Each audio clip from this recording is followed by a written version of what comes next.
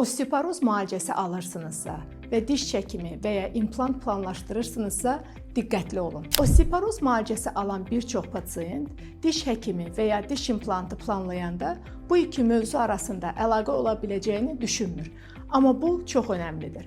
Osteoporoz müalicəsində tez-tez istifadə olunan dərmanlar, məsələn bifosfonat və yaxud da denosumab, sümükləri möhkəmləndirərək sınıq riskini azaldır. Ancaq bu dərmanlar çənə sümüyünün sağalma prosesini bir qədər ləngidə bilər. Məsələn, çox nadir olsa da çənə sümüyü nekrozu adlanan vəziyyət yarana bilər. Bu zaman diş çəkilən və ya implant qoyulan yerdə sümük toxuması bərpa olmur. Açıq qalır və ağrı, iltihab yarana bilir. Bu hal yüzlərlə pasiyentdən yalnız birində baş verir, amma qarşısı alınarsa riski minimuma endirmək mümkündür. Niyə risk yaranır?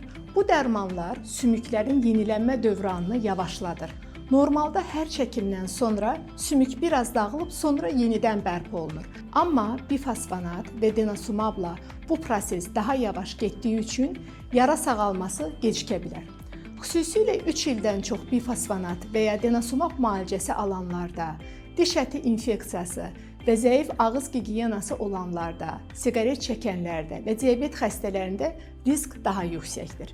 Osteoporoz müalicəsi ilə yanaşı diş müalicəsi də alan pasiyentlər üçün əsas tövsiyələr hansılardır? Birinci, diş çəkimi və ya implant planlamadan öncə mütləq diş həkiminizə osteoporoz müalicəsi aldığınızı bildirin. İkincisi, əgər osteoporoz müalicəsinə yeni başlayırsınızsa, mümkünsə əvvəlcə ağız içindəki bütün problemləri həll edin. Çürük dişlər, diş əti xəstəliklər, diş çəkilməsi, planlanan dişlər əvvəlcədən müalicə olunsun.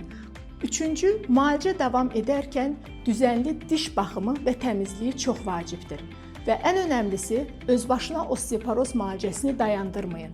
Dərmanı kəsmək yalnız endokrinoloq və diş həkimi qərarı ilə olmalıdır. Bu cür hallarda həkimlərinizin, yəni endokrinoloq və stomatoloqunuzun koordinasiyalı işləməsi vacibdir.